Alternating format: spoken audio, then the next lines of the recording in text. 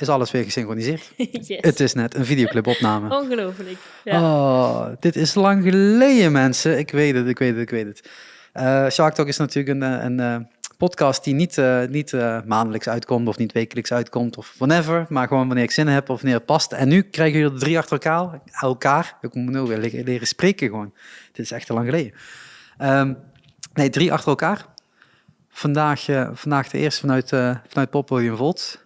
Net zoals de vorige toevallig, maar dat was geen Shark Talk, het was een Volt Talk. Volt podcast, ik weet niet meer wat ik het genoemd heb, maar het stond ergens in de feed. En morgen gaan we er eentje opnemen met Volt, maar dan met de politieke partijen. Maar dan niet in Volt, want dat wordt dan te ingewikkeld. En de dag daarna, hopelijk, die staat in ieder geval op de planning nog een eentje met de PvdA, want ja, de verkiezingen komen er ook aan. Maar vandaag weer gewoon lekker over muziek. Yes. Toch? Ja. Ja. En Lotte, wij kennen elkaar vooral via een e-mail.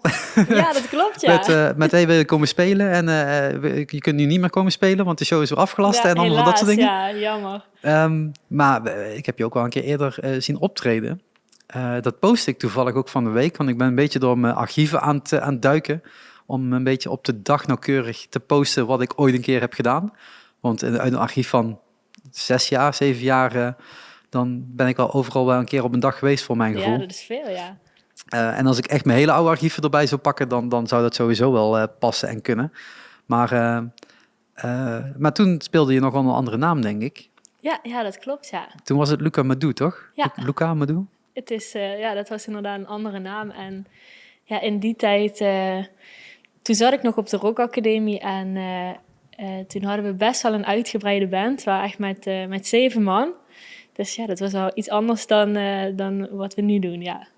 Want laten we een beetje door de tijdlijn heen gaan. Want dat is, ik zeg altijd, de meeste mensen kennen je niet. Dus laten we je een beetje introduceren. Precies, ja. Zodat mensen een beetje mee zijn. Je mag sowieso de microfoon net iets dichterbij. Ja, yep, hetzelfde wat we net deden met de... Ja, yes.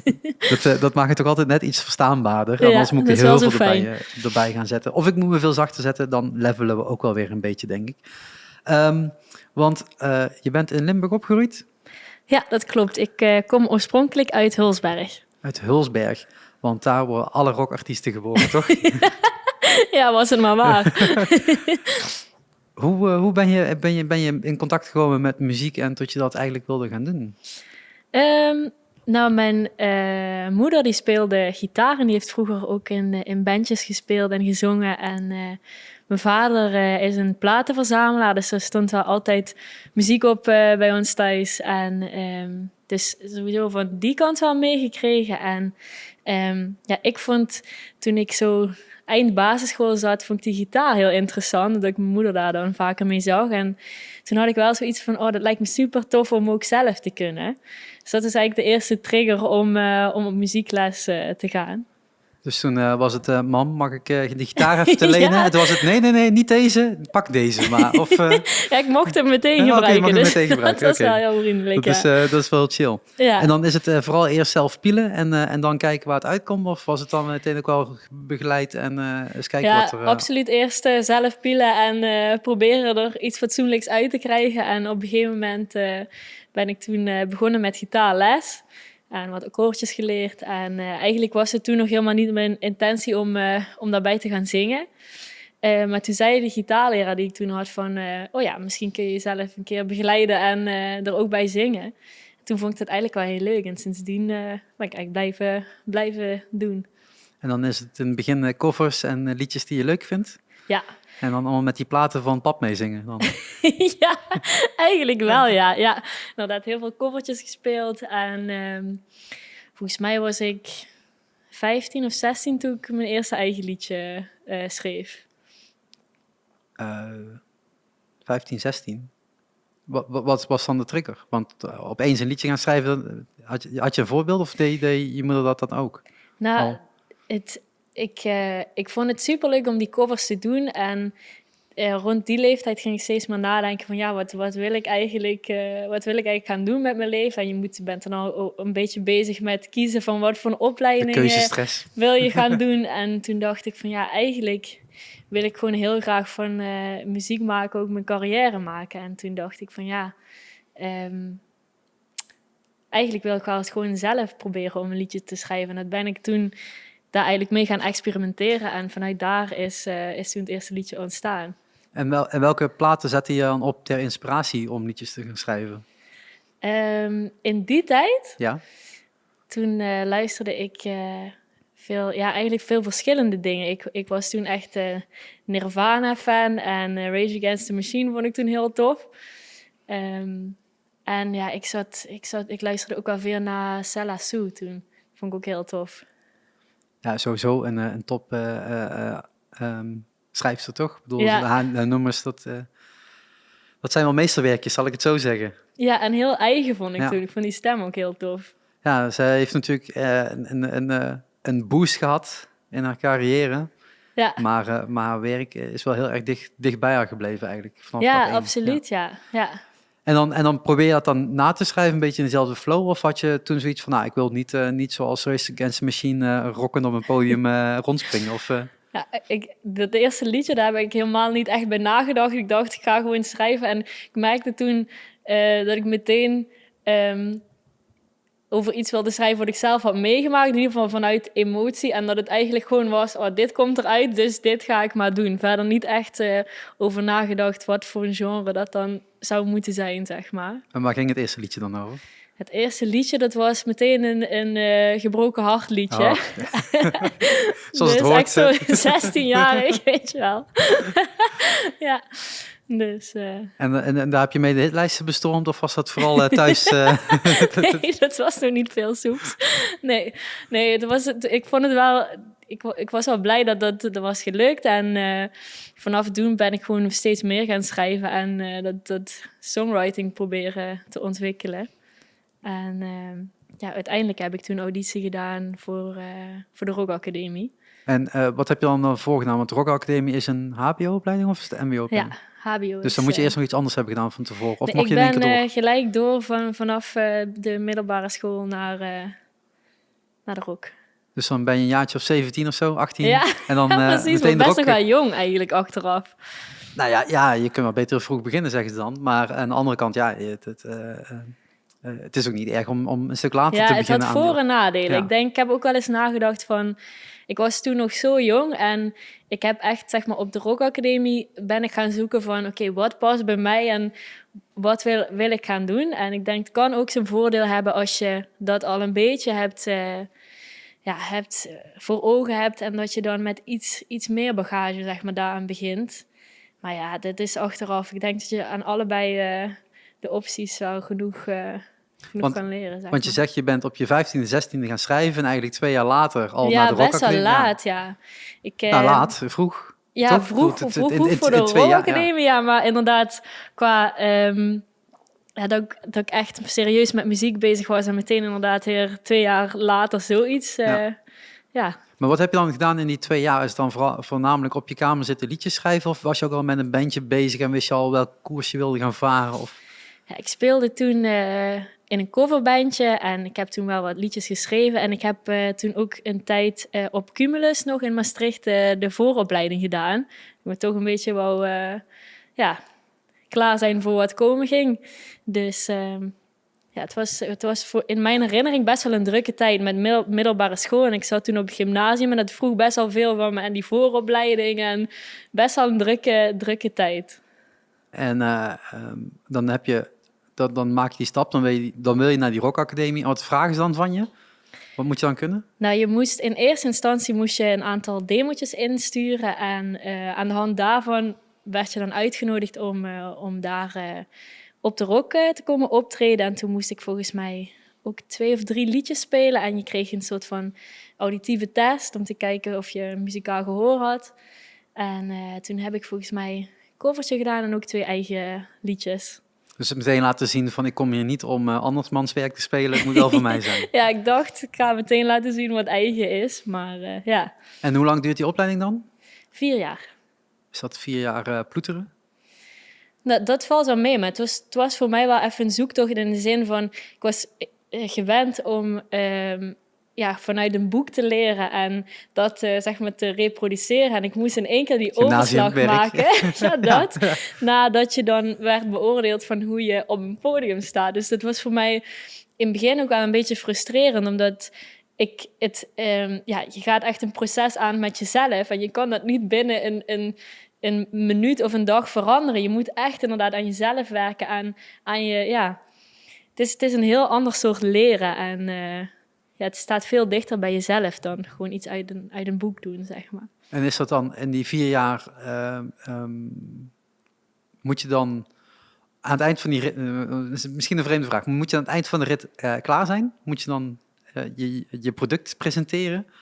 Of is het 4 jaar, je wordt allemaal in andere groepjes gezet en ga daar maar iets mee spelen en ga dat maar doen en probeer dit maar? Of? Ja, het was vooral in dat eerste jaar word je echt gewoon in allemaal verschillende bands gegooid en zeg maar, ga maar doen en kijken waar je uitkomt. En langzaam wordt het wel steeds gespecialiseerder en steeds meer op je eigen ding, op je eigen act. En ja, ik heb toen toegewerkt naar mijn afstuderen, naar een show. Dus, maar het voelde voor mij niet alsof ik toen klaar was. Het was echt nog steeds een zoektocht en het begon eigenlijk toen pas een beetje voor mijn gevoel. Want hoe lang is dat dan geleden nu? Ik ben in 2017, 2018 afgestudeerd. 4 jaar geleden inmiddels. Ja. Dus dan heb je die 4 jaar daarvoor, ben je aan het zoeken geweest en ergens in dat pad bedenk je, ik ga Luca Madou worden. Ja. Why? Waarom? Nou, ik kwam er steeds meer achter wat ik zelf tof vond qua muziek om te maken. En ik merkte dat dat toch wat meer in die duistere kant lag. Een beetje dat indie, maar toch iets elektronisch. En dat ben ik eigenlijk uit gaan zoeken. En vanuit daar is Luca Madou eigenlijk ontstaan. En dan moet je bandleden gaan zoeken. Is dat gewoon de school rondkijken, jij en jij doen mee? Of is het... Ja, een beetje wel. Het is gewoon vragen van God, dit is mijn plan, dit wil ik doen. Vind je dat iets, wil je dit met mij samen doen? Dus ja, eigenlijk ben ik zo inderdaad aan de bandleden gekomen toen. En wat heb je toen gedaan met de band? Want dan is dat naast het natuurlijk tot het een schoolproject is, wil je er natuurlijk veel meer van gaan vormen. Ja. Welk parcours heb je toen bewandeld eigenlijk? Ja, we hebben toen uiteindelijk meegedaan aan Nu of Nooit. En in het begin zijn we gewoon vooral meters gaan maken en veel proberen te spelen en een clipje opgenomen en dat soort dingen. En toen aan Nu of Nooit meegedaan. Ja, voor de mensen die buiten Limburg gewoon in deze podcast luisteren, ik weet niet hoeveel te zijn, maar stel dat. Nu of Nooit is de provinciale bandwedstrijd eigenlijk, die toch wel een hele hoop bands in de kijkers heeft gezet. Yes. In de kijker heeft gezet. En als je daar won, dan kon je op Pinkpop staan. Dat was dan een beetje de eindgoal voor iedereen natuurlijk. Ja. Maar je had 1 voorronde en je had de finale. Waar zijn jullie in doorgegaan? De finale? We zijn inderdaad in de finale gekomen. Toen zijn we uiteindelijk tweede geworden.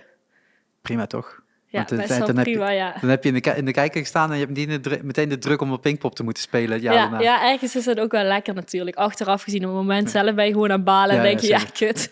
Maar ja. Nou ja, je merkt wel natuurlijk heel veel bands die hebben we mogen naar Pinkpop. En je ziet nu natuurlijk, Nu of Nooit is gestopt en dan komt een nieuw project voor terug. Waar toch wat meer begeleiding in zit. En dat je niet meteen op Pinkpop staat. Is, ja, dat je echt een beetje een aanloopje daar naartoe kan maken. En ook daarna. Ja. Wel heel belangrijk, ja. Want dan doe je dat eigenlijk in die eerste jaar meteen. Zo'n Nu of Nooit voorronde en finale spelen en meters maken en school erbij. Ja. Hoe combineer je dat? Want de Rock Academie ligt niet in Limburg.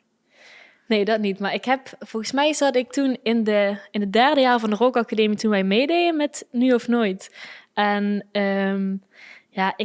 ik wilde gewoon heel graag op dat podium staan en een liedje spelen en muziek maken. Dus ik dacht, fuck it, we gaan het gewoon doen en kijken waar het schip strandt, zeg maar. Dus dat is gewoon heel veel energie erin stoppen en geld ook, neem ik aan, want je moet ergens een muziek opnemen en toeren en dat soort dingen. Ja. Dan levert het niet meteen allemaal op. Nee, dat is waar. Ja, dat is natuurlijk goed. Dat komt er natuurlijk bij kijken natuurlijk.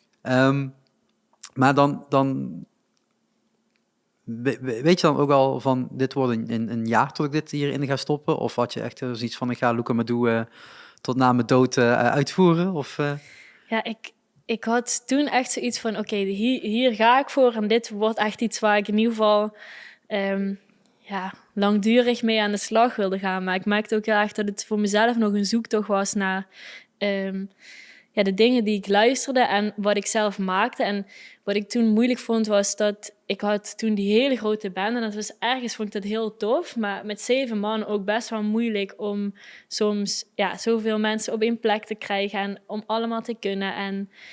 En ik merkte dat de muziek die ik luisterde, dat die best wel minimalistisch was. En ook wat elektronische invloeden had. En wij hadden echt best wel een stevige en uitgebreide bandsound. Dus voor mij zelf was het ook de uitdaging om toch dat elektronische deel, zeg maar die draai eraan te kunnen geven. En om eigenlijk dat minimalisme meer te zoeken in het arrangeren van de muziek. en is het dan bandmembers wegstrepen zo van, misschien moet jij in dit nummer even niet meer mee gaan doen? Of is het dan... Ja, soms wel, ja. Gewoon inderdaad meer kijken van wat heeft het liedje nodig in plaats van, we zijn met 7 man, dus we gaan allemaal meteen gewoon We moeten allemaal meedoen. Ja. Oh, we staan hier nou toch, dat doen we allemaal maar iets. Ja. Maar dan zit je in dat 3e jaar en dan moet je het ergens gaan afstuderen. Ja. En dan dacht je van, dat ga ik met Luca Madou doen? Of moest daar weer een ander project voor worden getuigd? Nee, het was voor mij wel duidelijk dat gewoon Luca Madou ging zijn. Maar ik vond het toen ook lastig, omdat ik voelde van... Ik zat midden in die zoektocht naar hoe ga ik die sound meer vinden, naar zeg maar de muziek die ik luister, hoe ga ik dat doen? En ik moest afstuderen. Dus voor mijn gevoel was het echt midden in een soort van periode waar ik nog niet helemaal mijn weg had gevonden, moet je dan toch een show doen. Het voelde ergens ook een beetje gek. Ik denk, als ik het zelf zeg maar in tijd had kunnen zetten, had ik nog een half jaar nodig gehad en dan was ik er iets meer klaar voor geweest. Iets meer klaar en dan dacht je, nee, ik ga nog een half jaar uitstellen. Ja, waarschijnlijk wel. Maar dat is natuurlijk ook de druk die daar opkomt en wat ook wel weer goed is, want dan ga je ook naar zo'n afronding toe, zo van, je moet er ook naartoe werken. Ik bedoel, dat. Ja. En wat vraagt dan de Rock Academie van je? Is dat dan, moet je een show doen of mag je ook andere dingen doen? Of wat, Ja, het ligt eraan in welke module zeg maar, je afstudeert. En ik had eigen act, dus dan is het wel een showcase. Maar het kan ook zijn dat je in engineering of in meer de business kant afstudeert. En dan heb je andere taken En dan die heb je je mag inderdaad uitvoeren. andere taken. Maar als je zegt een live show, dan kun je, of een live act zijn, dan kun je, een act, eigen act zijn, want dat zei je. Is het dan ook dat je dan ook de branding en zo daaromheen op orde moet hebben, of wordt daar dan niet naar gekeken? Ja, daar wordt inderdaad ook naar gekeken van hoe breng je dat aan de man en hoe maak je daar zeg maar één geheel van. Maar wat is dan succes? Hoe word je dan afgerekend? Want, ja, dat blijft alsnog altijd wel een persoonlijk ding, maar ik moest een externe beoordelaar zelf zoeken, die dan de showcase ging soort van beoordelen en je tips geeft en gewoon zijn of haar ideeën over wat beter kan of wat juist goed was. Dus je hebt daar wel een klein beetje zelf een hand in om te kiezen van wie zou je graag feedback willen krijgen. Over, en wie heb je gekozen dan? Ik had toen Celine Cairo gevraagd. Oké. En ik zit nu ook, release ik bij haar label. Dus dat is een hele slimme zet geweest toen. Alvast vooruitdenkend. Ja. Maar Celine maakt natuurlijk ook hele dromerige muziek, zeg ik dat goed? Ja, dat klopt. Zij heeft ook wel volgens mij soms met heel weinig mensen op een podium gestaan. Ja. Als ik haar shows precies. een beetje kan herinneren. Absoluut, ja. Dus wat was dat tip dan? Gewoon van, je moet echt je band ditchen, je moet gewoon met minder mensen op het podium? Of was het... Ik kreeg toen een hele lijst van ideeën, maar het was ook een stukje over songwriting en hoe ik die show zeg maar nog meer dynamiek kon geven. Daar kreeg ik toen tips over. En uiteindelijk ook het gewoon meters maken en doen, want door het veel doen kom je eigenlijk zelf al achter zoveel dingen van, dit werkt wel, dit werkt niet. En daar groei je ook vanzelf door, denk ik. En dan studeer je af, dan krijg je een diploma. En dan sta je in de grote mensenwereld. Ja. Als superjong meisje nog, want toen was je ergens begin 20, denk ik dan, hè? Als je zegt Ja. plus 4 jaar. En dan? Want je wilde professionele muzikant worden. Wat moet je dan doen? Ja, ik vond het toen zelf ook best wel spannend, want ik voelde dat moment ook zo van, oké, daar ben ik klaar. En ja, wat dan? Dus ik ben toen, ik zat nog een beetje in die zoektocht van ja, wat wil ik maken? Want ik voelde dus dat ik nog niet helemaal daar was waar ik zou willen zijn. Dus uiteindelijk heb ik toen na het afstuderen een soort van streep getrokken en al mijn liedjes die ik daarvoor had gedaan weggegooid. Ik denk, ik ga gewoon helemaal opnieuw beginnen. En toen heb ik me echt daar nu opnieuw zeg maar, in de songwriting gedoken en echt met een nieuwe start en een nieuw geluid uiteindelijk Madou begonnen. En een soort van nieuwe naam, nieuwe start van gemaakt. Fijn dat jij Madou zegt, want ik was iedere keer aan het denken, is het nou Madoux of niet? Madou, ik zeg altijd Madoux, en er staat een X achter Madou, maar het is Madou. Oké, ja, duidelijk. precies. Beter dat ook weer, yes. Maar dan is het gewoon weer als een kluizenaar leven en terug de schulp in en gaan ontwikkelen eigenlijk. Ja, een beetje wel, ja. Ja, precies. Ik schreef toen ook best wel de liedjes zeg maar alleen. En het arrangeren dan wel met andere mensen en zoeken van waar moet het naartoe. Maar dan is het echt even terug naar jezelf en terug naar wat je wil vertellen. En, ja. En want je had natuurlijk de bagage opeens wel van die 4 jaar opleiding en het live spelen. En wat dacht je dan van, oké, wat moet er in mijn volgende act zitten?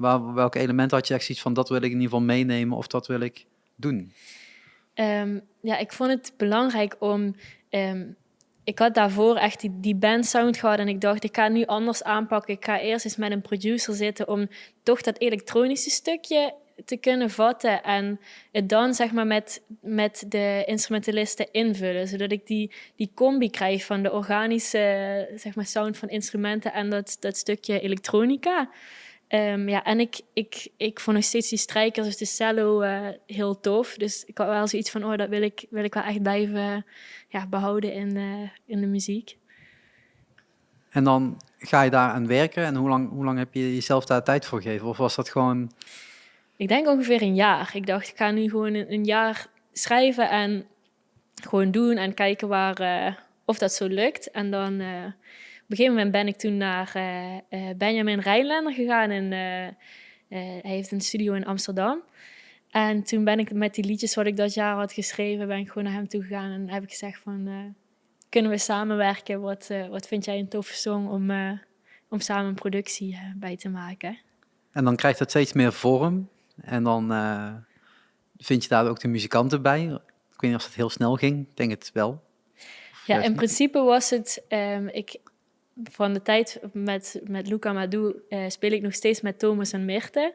En uiteindelijk zijn voor de rest een beetje de wegen gescheiden en hebben we nu een nieuwe drummer en bassist. Maar ik dacht wel, ik ga het gewoon compact houden en in ieder geval in een kleine setting eens beginnen en vanuit daar zeg maar arrangeren. Mm-hmm.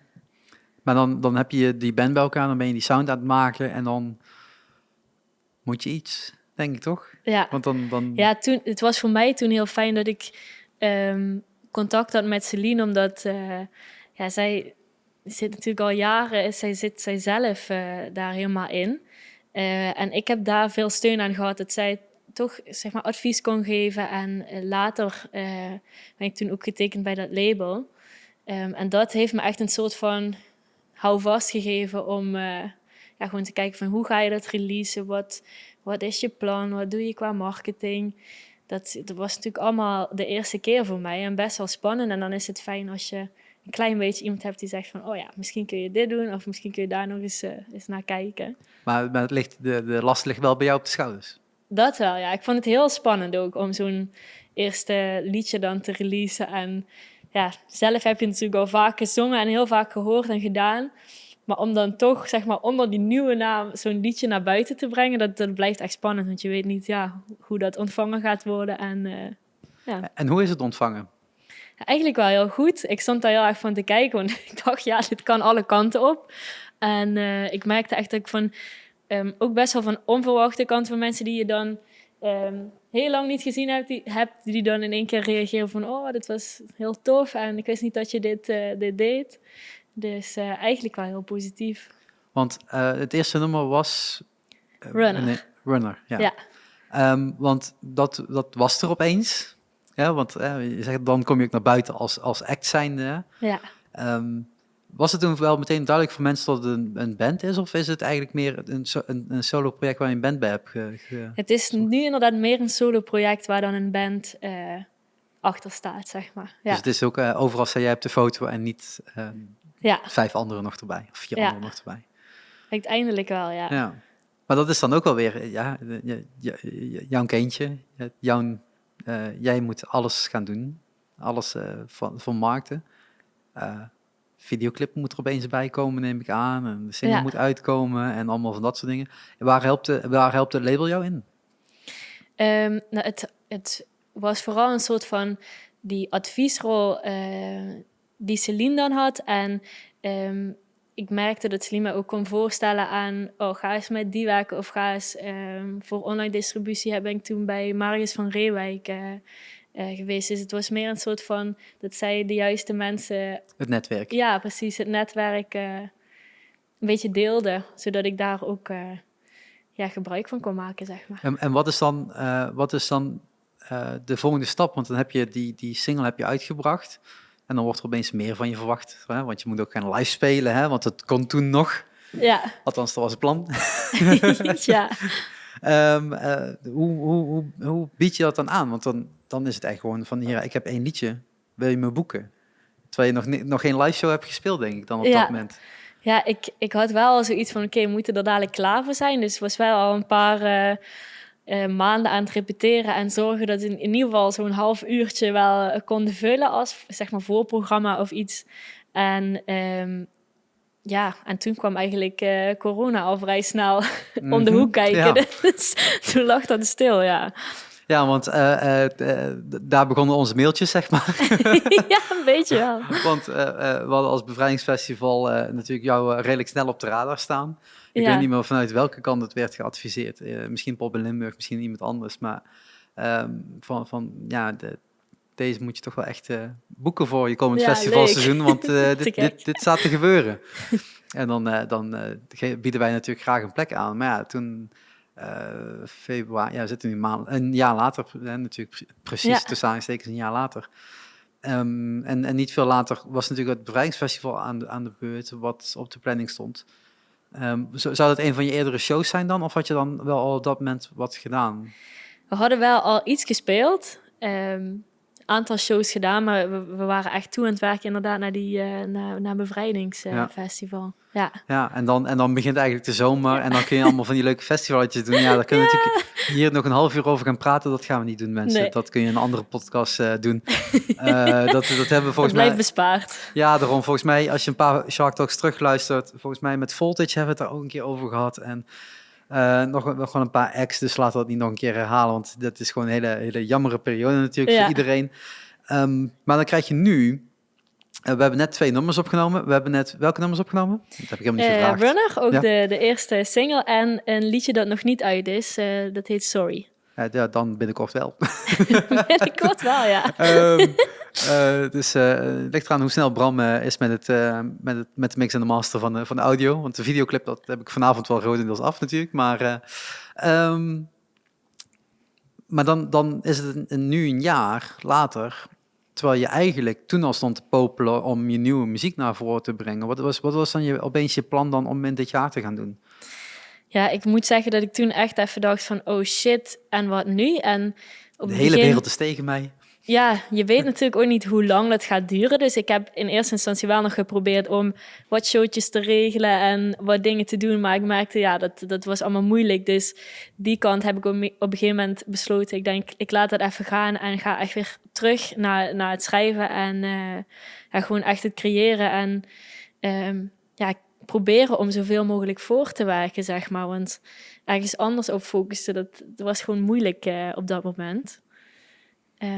Dus ja, meer songwriting. Maar je hebt in de tussentijd heb je een prachtige videoclip gelanceerd op een prachtige locatie opgenomen. Goed Ja. geregeld trouwens. Echt, dat Thanks. ziet er zo mooi uit. Maar volgens mij heb ik ook al gelezen dat je tot daar weer ergens weer een opvolging op komt. Tot er weer er was weer een nieuwe videoclip uit geweest en er komt weer een akoestische versie van. Er is... ik heb een paar weken geleden de tweede single gereleased en die heet Neon.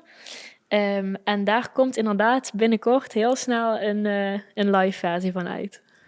Ja, en dan nog 2 van deze. En volgens mij zag je nog voorbij komen op andere sessies. Daar heb je ook nog opgetreden. En bij Bibelo natuurlijk. Ja. Dus daar staat ook nog een sessie van online. Ik denk een half uurtje of zo wat je daar... Ja, dat is inderdaad een half uurtje aan. Dus mensen kunnen in ieder geval wat beluisteren en Ja. een beetje de tijd invullen die er Ja, de tijd dat overbruggen. kan. En we zitten natuurlijk nu in een periode waar we iedere keer onze minister-president en anderen horen zeggen van nou, we zien licht aan het einde van de tunnel en met vaccinatie en dergelijke zijn we aan het eind van het jaar eruit. Nou ja, daar kunnen we van alles over vinden. Dat is deze plek niet de juiste vorm om daarover te hebben. Maar heb je dan dadelijk een album klaar liggen? Heb je dan een tour klaar staan? Hoe gaat dat dan nu? Want nu wordt er echt zo... Iedereen, hè, dat is niet alleen bij jou, maar wordt er zo voorgehouden. Zo van, als je aan het eind van het jaar gaat zitten met dingetjes, dan denk ik dat het wel mag. Dan denk ik dat het wel kan. Ja, ik probeer daar wel zoveel mogelijk op voor te bereiden. Ik denk dat een album te vroeg is. Maar ik kijk er wel heel erg naar uit om gewoon live te spelen en wat shows te doen. Ja, zeker. Dus dan ga je dadelijk met 3 singles, wat ik dan goed zeg. 2 singles. Want je hebt dan Neon uit en Runner. Daarmee ga je dan de volgende stappen zetten. Dus dan is het toch weer wat meer naar of hele kleine eigen shows of voorprogramma's. Ja, het plan is nu, ik ga toewerken dit jaar naar een EP. Dus dat is nu in volle gang. En ik probeer en hoop dat ik daaraan vast in ieder geval een mooie release show kan plannen. En wat showtjes ter ere van de EP kan doen, zeg maar. Dus dan heb je 5, 6 nummers, zeg maar, en daarmee ga je net iets groters uitpakken. Dat ja, maar ik heb wel al wat voorgewerkt en meer liedjes klaar liggen. Dus maar we kunnen wel langer... waarom dan geen album? Dat vind ik nog spannend. Oh. Het blijft voor mij altijd een proces wat in gang blijft. Het is nooit klaar of zo. En het voelt voor mij nu natuurlijker om eerst een EP te doen en misschien daarna nog wat losse singles voordat dat echte album eraan komt. Maar ik denk dat het meer een soort mentale ding is. Ja. Mentale stap die nog gezet moet worden. Maar ja, aan de andere kant, 2 EP's is ook 1 album, hè? Ja, zo kun je het ook bekijken. Ja. Dus, en dat geeft je ook wat meer tijd om daar aan te werken natuurlijk, of te fine-tunen. Ja, precies, ja. En dan ook kijken wat de eerste comments zijn geweest op de eerste EP en dan daar weer de feedback van meenemen en precies dat. Te maken. En dat is dus eigenlijk totdat dan dit jaar hopelijk nog ergens een vorm kan krijgen. En anders zal het wel begin volgend jaar zijn. Hè. Laten we op alles hopen dat dat op die manier ook kan zijn. Maar dan heb je je eigenlijk vooral bezig gehouden met het maken, met het schrijven, eventueel een stukje opnemen. Voor mijn gevoel, en dat is geen aanval op jou hoor, maar ik zie dat meerdere bands doen, weinig visueel. Weinig clipsopnames. Of die sessie natuurlijk wel. En deze sessie, die gaan jullie allemaal terugkijken natuurlijk, als die online staat. Maar ik merk dat heel veel bands wel bezig zijn met het schrijven, maar niet met, ik ga zelf nog een clip erbij opnemen, want ik heb nu toch tijd over of wat dan ook. Is dat een bewuste keuze of is dat gewoon een financiële keuze? Want dat kan natuurlijk ook. Nou, ik kan er nog niet te veel over zeggen, maar we zijn wel met visuele beelden bezig geweest. Dus er komt wel nog een aantal dingetjes. Er komt een lyrics video uit. Zeg ook, er komt een lyrics video uit. Nee, maar dat is, ik denk dat het voor iedereen wel geldt. Het is natuurlijk heel fijn om meer dingen online te hebben staan dan... Ja, en ik denk ook wat je zegt, het visuele is super belangrijk. Want nu zit natuurlijk iedereen online en... ik denk dat als het beeld, zeg maar, de muziek ondersteunt, dat het zoveel extra kracht daarvan kan krijgen. Dat het is gewoon heel belangrijk om daar een soort van een geheel in te vormen en goed over na te denken hoe je dat doet, ja. Kijk gewoon naar je eerste videoclip. Die is zo, dat is zo'n prachtig beeld. En dan, maar dat is natuurlijk dat ter ondersteuning, zeg maar. En ik denk dat heel veel mensen dat op dit moment eigenlijk gewoon ook missen. Hè. Je hebt natuurlijk mensen die natuurlijk live missen en daar ben ik er ook één van. Maar...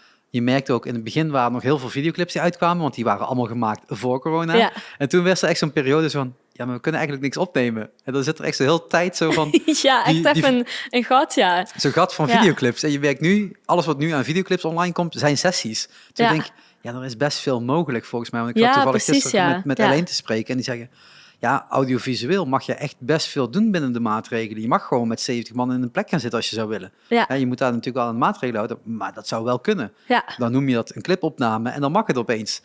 Dus, precies, en dan denk ik, ja, er zijn toch veel mensen die dat wel laten liggen. En er zijn heel veel mensen die natuurlijk op livestreamen zijn gedoken en die dat niet allemaal even goed aan het uitvoeren zijn. Anderen die het juist heel goed aan het uitvoeren zijn. Maar dan denk ik, ja, zeker ook voor kleinere bands die er ook wat meer de tijd voor hebben, ga vooral een videoclip opnemen. Ja, doe dat in alle rust. Dat kun je op 1-2 dagen makkelijk opnemen. En dan heb je alle tijd om natuurlijk rustig te editen en te maken zoals je het wilt. Ik ben wel heel benieuwd wat er dan ook allemaal gaat komen. Buiten van het feit wat ik nu van hier natuurlijk al zie, wat er gaat komen. Want het zijn 2 prachtige nummers en een hele kleine setting opgenomen. Jullie waren met z'n drietjes vandaag. Ja. Gitaar, cello en dan vocals. Ik vind dat ook wel altijd wat hebben in zo'n kleine setting. Tot je ook wel de mogelijkheid hebt als band om ook op een andere manier op een podium te staan. Ik bedoel, vandaag stonden we letterlijk op een podium natuurlijk. Dus dat is ook wel fijn, hè? Dat is voor het eerst een lange tijd weer, ja. Dus, maar dat is ook wel altijd goed als band zijn. Ik wil nog wel, we gaan een beetje richting de afronding, denk ik. Tenzij je dadelijk opeens heel veel vragen aan mij hebt, dat mag ook, dan nemen we ze ook allemaal op. Want wat we eigenlijk totaal hebben overgeslagen is namelijk, je hebt namelijk net iets verteld over waar je geboren bent, ergens in Zuid-Limburg. Toen maakte je ergens een sprongetje richting Tilburg en de Rock Academie. En op een gegeven moment zei je opeens iets over Amsterdam, waar je dan opnames hebt gehad. Waarom uit Limburg? Waarom niet alles in Limburg doen? Waarom niet hier? Het is eigenlijk niet zo'n heel bewuste keuze geweest. Het is zo gelopen en ik heb die mensen toen ontmoet. Dus het is eigenlijk met toeval zo gegaan. Dus het is niet zo dat het hier ontbreekt aan die faciliteit of zo? Nee, dat denk ik niet. Nee. Al heb ik wel het gevoel dat het genre waar ik in zit misschien meer leeft in de Randstad. Maar dat is meer een invulling. Er is natuurlijk ook gewoon een grotere groep mensen. Ja, misschien dus dan is het ook automatisch zo dat het misschien heel wat meer verspreid zit in Limburg. We zijn het ook dat denk ik, meer verspreiding, ja. En daar is het iets meer geconcentreerd. Want waar, je zei, dat is gewoon een terechte opmerking op, dat je zegt van daar vindt het iets meer plaats in dat geval.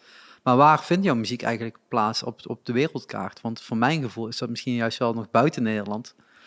Ja, ik moet zeggen dat ik dat best wel lastig vind om dat al heel duidelijk te noemen. Maar als ik op mijn gevoel afga, dan denk ik bijvoorbeeld dat in België al best wel een grote scene is in die indie en iets alternatievere muziek. En misschien Duitsland ook wel. Ja, Duitsland is natuurlijk een megamarkt. Hè? Dat is natuurlijk al sinds jaar en dag een van de locaties om heen te gaan. Ja. Als je Frankrijk, Engeland en Duitsland hebt, dan ben je settled. Dan is het al gedaan, zeg maar.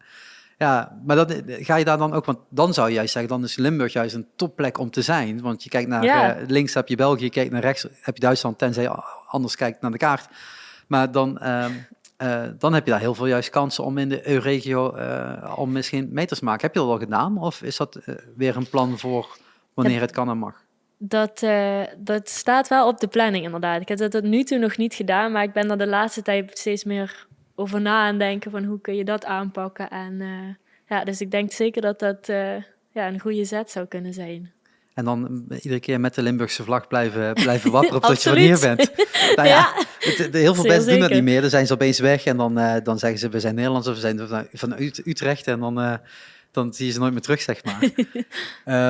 Nee, maar dat is natuurlijk ook zo. Dat is natuurlijk ook een van mijn speerpunten om Limburg iedere keer weer terug op die kaart te zetten, zeker muzikaal gezien. En denk zoiets dat zou natuurlijk top zijn als je daar op een gegeven moment een artiest hebt die daar heel erg groeiende is en ook wel echt nog stappen in kan maken.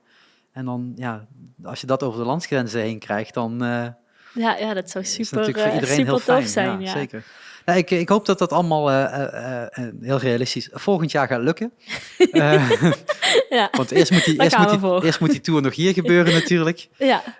En de EP-release. En heb je daar wel al een datum voor geprikt? Of is dat komt wanneer we wat meer zicht hebben op de situatie? Ja, dat komt inderdaad later het is later 2 nog. weken tijd dat je nodig hebt, toch? Om op Spotify te krijgen. Precies. En dan is het heel druk alles inprogrammeren op Facebook en op Instagram. Maar ja. meer tijd heb je ook niet meer nodig. Je hoeft geen maanden van tevoren. Ik weet niet, tenzij je hem fysiek natuurlijk gaat drukken, dan is het misschien wel handig dat hij iets eerder bij de drukkerij ligt. Ja, het wordt waarschijnlijk alleen Digitaal. alleen digitaal. Ja, Ja. dat is zoals 2 weken van tevoren aanleveren Ja. en dan heb je nog tijd zat. Oké, nou ja, dan wil ik je heel hartelijk danken. Ja, jij bedankt. Ook voor die sessieopname, want het gaat echt heel tof worden, mensen. Ja, ik blijf het gewoon iedere keer zeggen, hoor, maakt mij niet uit. Shameless plugs. Dus hou het kanaal vooral in de gaten, de socials van MC Shark. En dan krijg je vanzelf wel een keer ergens een melding tot er een clip online staat. En op een gegeven moment de volgende Yes. clip, want ze komen altijd apart. Ja. Ja, wat wil ik dan nog zelf... Wil jij nog iets pluggen? Nou, ik kan er nog niet zo heel erg veel over zeggen, maar er komt deze week nog een aankondiging via Instagram. Dus mocht je nieuwsgierig zijn, dan hou de Instagram in de gaten. Welke dag mag je dat wel zeggen? Op vrijdag. Oké, dus als mensen het vanavond, de 24e, nog luisteren, dan is het overmorgen. Als je het morgen luistert, dan is het morgen, want dan is het vrijdag. Als je het vrijdag luistert, is het vandaag. En als je zaterdag luistert, dan is het gisteren. Zoiets zal het dan zijn. Precies. Oftewel, volg. Ik zal sowieso de linkjes in de show notes zetten. Dat maakt het altijd makkelijker. Ja, thanks. Dan zal ik Facebook en Instagram daarin zetten. Dan wordt het makkelijker terug te vinden. Te gek. En dan blijf je op de hoogte van wat Madou allemaal gaat doen in de nabije toekomst. En zoals ik in het begin al zei, de nabije toekomst voor Shark Talk. Morgen een nieuwe podcast, overmorgen een nieuwe podcast. Dat gaat echt over politiek. En dan denk ik dat we het vooral gaan hebben over de cultuursector, een stukje sport en misschien wel iets anders. Ik weet niet waar we allemaal over gaan hebben. Of waar ik het over mag hebben. Ik heb helemaal niks gehoord dat ik restricties heb. Dus dat is altijd fijn, dat je gewoon alles mag vragen. Gewoon alles vragen en niks gaan wegknippen. Nee, we zullen wel zien wat dat gaat worden. En vrijdag komt er sowieso een nieuwe videoclip online van de Shark Sessions. En dat gaat van Dreamer zijn. Ook een totaal nieuwe act uit Venlo-kanten.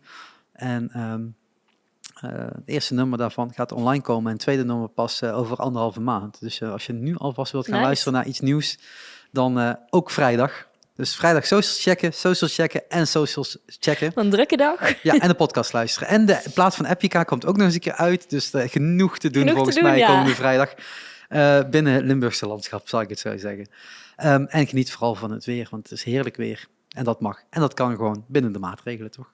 Absoluut. Hey, dankjewel. En dan ronden we af. En dan tot de volgende. Yes, dankjewel. Doei.